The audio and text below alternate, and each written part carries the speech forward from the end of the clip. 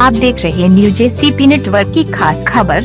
दोस्तों नमस्कार। सपना बंसल की खास रिपोर्ट। विरासनी फिल्म्स प्रोडक्शन के बैनर तले हिंदी शार्ट फिल्म अनुराग 1 मई को श्रमिक दिवस के दिन आप सबको देखने को मिलेगी। एलिस के निर्देशक डॉक्टर नेथुलाल पटेल, छायांकन dash DJ Thomas, editing RP Soni, production manager Sanjay Vishwas, सहायक निर्देशक सपना बंसल एवं Khirodhar Sondhiya, makeup artist Rani Tiwari, lightning Raj Patel, प्रमुख कलाकार है या पटनिहा मुस्कान बढ़गया से कलाकार डॉक्टर नेथुलाल पटेल, एलेन दुबे, सिद्धार्थ, अमन, हर्षिता, मंटू भाई आदि है।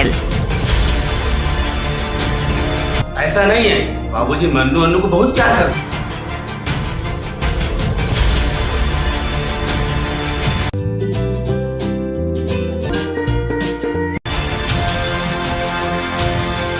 तुम तो दिन भर काम में लगी रहती हो।